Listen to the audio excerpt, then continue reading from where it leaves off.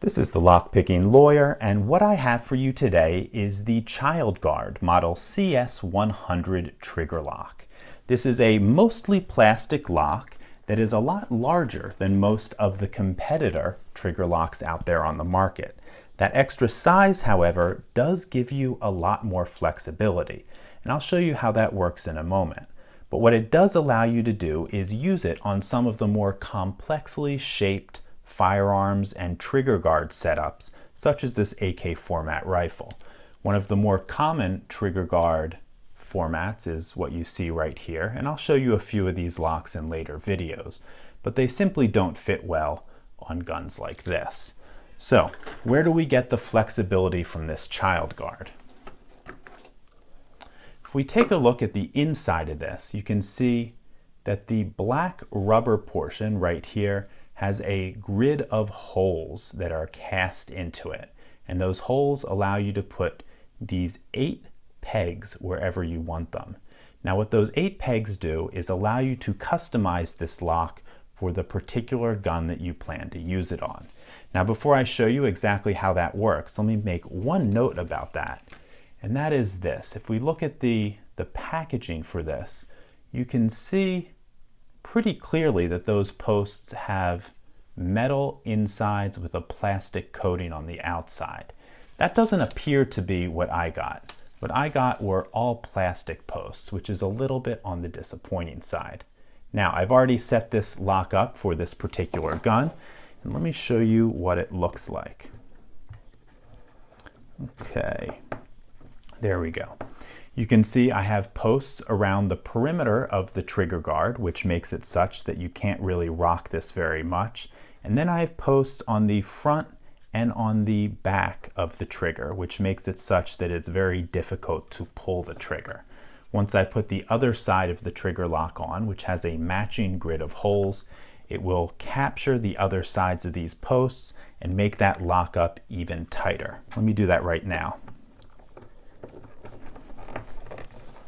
Okay, let's push that guy down pretty hard, and okay, I think I got that locked up pretty good. And as we can see, there is absolutely no play at all on this and no way to access that trigger. So all in all, it's looking pretty good. Now before I look at this lock and see if there is a way to compromise it, I want to make one note about trigger locks. And that is that you really do need to be very careful when choosing to use a trigger lock to secure a firearm, because it won't always prevent the gun from being fired, even if you do completely restrict access to the trigger. In that regard, let me show you that this gun can still be opened up and loaded directly into the chamber. And if I were to open the top cover to this gun, I'd have full access to the firing mechanism from which I could discharge the gun.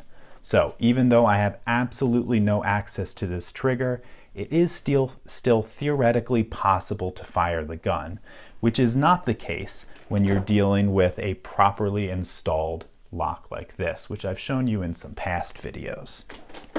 Okay, now let's turn to this particular lock and see if it's something that can be compromised.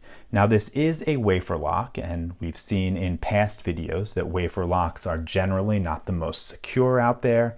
And this particular one, if we look at this key, let me zoom in on it for you, appears to only be a 4 wafer lock. So that shouldn't be terribly secure.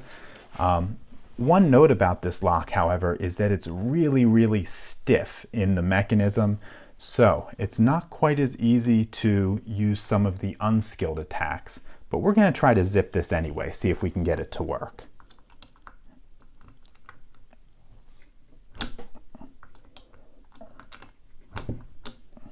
I think we're close. There we go. I think that was 4 shots I did with that, and it seemed to open up pretty quickly. So, as you can see, we got that open, and now we have complete access to the firearm after a relatively unskilled attack. Now before I end this video, let me actually show you what's on the inside of this. And one of the reasons I want to do that is because it's advertised that this lock is tungsten carbide reinforced. And I want to find that tungsten carbide. I actually have not had this apart before, so we're going to discover this together.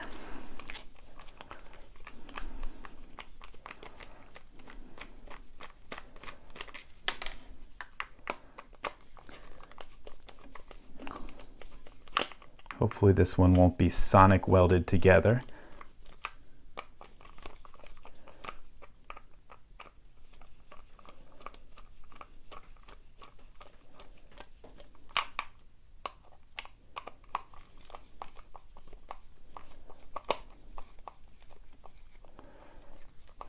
These screws are a little bit on the tight side in there, so I can't really spin the screwdriver and get them out quickly.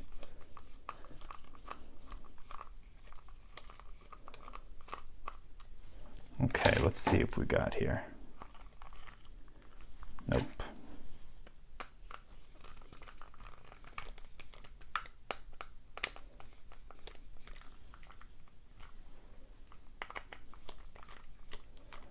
Gosh, there's a lot of thread on these.